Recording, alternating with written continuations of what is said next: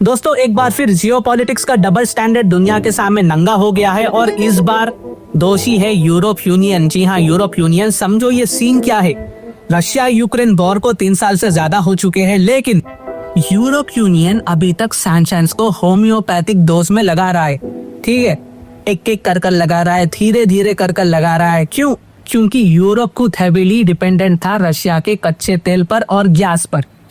लेकिन अब जब उन्होंने अपना सिस्टम डाइवर्सिफाई कर लिया है, मतलब बैकअप प्लान्स रेडी हो गया है, यूरोप के अल्टरनेटिव एनर्जी सोर्सेस यूरोप को मिल चुके हैं, तो अब यूरोप यूनियन ने 18th बार, ठीक है, 18वीं बार सैंक्शंस लगा दिया है। और इस बार इंडिया की गुजरात वाली रिफाइनरी पे डायरेक्ट अटैक किया गया है। तफसील से बात करेंगे दोस्तों। भाई जब आप जियोपॉलिटिक्स का असली चेहरा देखते हो ना, तो वो अलग ही दिखता है। जहाँ फायदा हो वहाँ वैल्यूज छुप जाती है, और जहाँ पर इंडिया या रशिया हो वहाँ सैंक्शंस का नाटक शुरू हो जाता है। अब सुनो बात ध्यान से। मैंने जैसा कि कहा था कि यूरोप यूनियन 18वीं बार सैंक्शंस लगाया है रशिया पर। हाँ, 18वीं बार। लेकिन इस बार गोली सीधा सीधा इंडिया के सीने पे चलाई गई है। गुजरात की रिफाइनरी पर यहाँ पर डायरेक्ट अटैक किया गया है। नाम तो सुना होगा ना, नयारा एनर्जी, जो गुजरात के वदीनार में है। उस रिफाइनरी को यहाँ पर यूरोप ने टारगेट किया है। क्यों भाई? क्योंकि दोस्तों इसमें 49% रशिया की कंपनी रॉसनेफ्ट का हिस्सा था। समझ गए हो क्यों यहाँ पर यूरोप यूनियन ने सिर्फ इसी कंपनी को टारगेट किया है? क्योंकि यहाँ पर रशिया की कंपनी रॉसनेफ्ट का हिस्सा था। अरे वही रॉसनेफ्ट जो रशिया की सरकारी ऑयल कंपनी का है, यानी कि पुतिन की पॉलिसी पर यह चलती है, प्रेसिडेंट है पुतिन। तो दोस्तों यूरोप को लगता है कि इस रिफाइनरी से रशियन ऑयल फिल्टर होकर यूरोप यूनियन तक जा रहा है। यानी कि यूरोप को इस बात की दिक्कत है कि हम आज रशिया का कच्चा तेल परचेस नहीं कर रहे हैं जो हमें सस्ते में मिलता है, तो हमें घूम फिर कर इंडिया के साथ परचेस करना पड़ रहा है। जो हम डायरेक्ट कर सकते थे वो इनडायरेक्टली करना पड़ रहा है। यूरोप को एक समझने के लिए तकलीफ है दोस्तों। तो यूरोप ने बोला भैया बैन करो इसे, इस कंपनी पर बैन लगाओ, इंडियन रिफाइनरी पर सैंक्शंस लगाओ। अरे भाई पहले 3 साल तक सो रहे थे क्या? 3 साल पहले ये ख्याल क्यों नहीं आया जब तुम भर भर के ये ऑयल परचेस कर रहे थे? जब तुम्हारा काम चल रहा था रशियन ऑयल से तब तक सब ठीक था। जब अब इंडिया का फायदा हो रहा है तो तुम्हें प्रॉब्लम है। ऐसी भी मतलब हिपोक्रेसी क्यों है? तो दोस्तों इसे कहते हैं डबल स्टैंडर्ड की हाइट। ठीक है, यही बोलते हैं डबल स्टैंडर्ड, इसको ही बोलते हैं डबल स्टैंडर्ड। क्योंकि वहां पर बाजुक में ही जामनगर में रिलायंस की रिफाइनरी भी है, वहां पर भी रशियन ऑयल आता है, रिफाइन होता है, लेकिन उस पर कोई बात नहीं है। ठीक है, उस पर कोई बात नहीं करेगा, उस पर कोई मतलब टच नहीं करेगा। क्यों? क्योंकि उसमें रशिया का स्टेक नहीं है। तो भाई बात साफ है, प्रॉब्लम ऑयल से नहीं है, प्रॉब्लम रशिया से है। और जो भी रशिया के साथ दिख रहा है उसको यूरोप तोड़ने पर लगा है। ठीक है, यहाँ पर यूरोप को दिख गया कि भैया इंडिया और रशिया की बहुत ज्यादा जम रही है, स्पेशली यूक्रेन वॉर से, तो यूरोप यहाँ पर इसको तोड़ने में लगा है।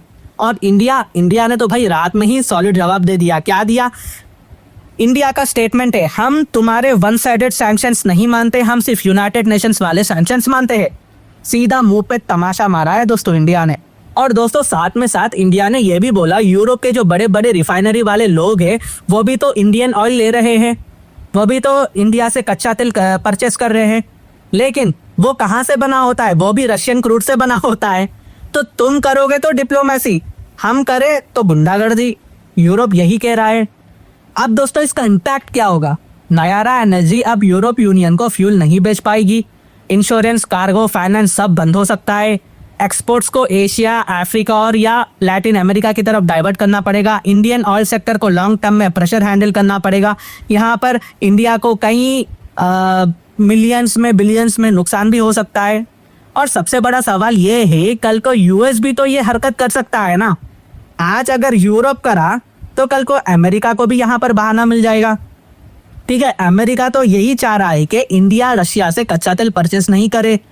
ट्रंप ने तो यहाँ पर ऑलरेडी धमकी दे दिया है, अगर रशिया ने 50 दिन में पीस डील नहीं करा तो हम रशिया के दोस्तों पर भी सैंक्शंस लगा देंगे, जैसे इंडिया हो गया, ब्राजील हो गया।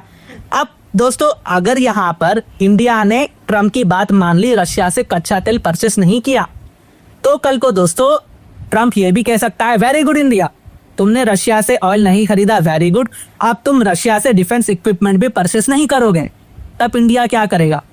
क्योंकि दोस्तों इंडिया का जो मतलब डिफेंस इक्विपमेंट है वो तो रशिया के ऊपर डिपेंडेंट है, रशिया से हम ज़्यादा खरीदते हैं। अगर ट्रम्प कल को ये बात कह देता है अगर तुम रशिया से डिफेंस इक्विपमेंट खरीदोगे तो हम तुम पर टैरिफ मार देंगे, तब इंडिया क्या करेगा? इंडिया को वो भी सोचना पड़ेगा। मान लो दोस्तों हम ट्रम्प की ये भी बात सुन लेते हैं, हम रशिया से ऑयल भी नहीं खरीदते हैं, डिफेंस इक्विपमेंट भी नहीं खरीदते हैं, तो ट्रम्प आगे ये भी बोल सकता है इंडियंस तुम रशिया मत जाओ वरना हम तुम पे सैंक्शंस लगा देंगे। अब क्या घूमने भी ना जाए हम, ठीक है? कल को ट्रम्प ये भी कह सकता है कि इंडियंस रशिया का बिस्किट भी नहीं खाना चाहिए। अरे भाई, हर चीज़ अगर हम ट्रम्प की मान लेते हुए बैठे तो हमारी जो फॉरेन पॉलिसी है वो वीक हो सकती है। दोस्तों हमने ईरान से कच्चा तेल परचेस नहीं कर कर बहुत बड़ी गलती की है। आज वो जो गलती है हमारी इकोनॉमी चुका रही है। हम यूएसए की बात मानकर ईरान से कच्चा तेल परचेस नहीं करें और आज इसकी कीमत हम चुका रहे हैं। अगर हम रशिया से भी परचेस नहीं करें तो हम हमारी इकोनॉमी को कैसा चलाएं? अब दोस्तों यहाँ पर रशिया के लिए तो मुसीबत बहुत ज़्यादा बढ़ चुकी है, ठीक है?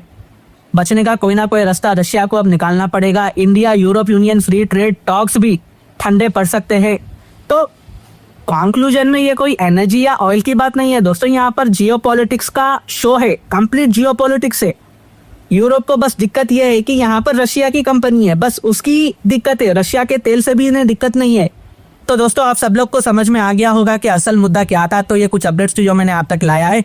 अगर मेरी वीडियो इन्फॉर्मेटिव दिखे तो इंटरनेशनल अफेयर्स के लिए आप मेरे चैनल को सब्सक्राइब कर सकते हैं। Thank you for watching, thank you for listening and I always say God bless you all.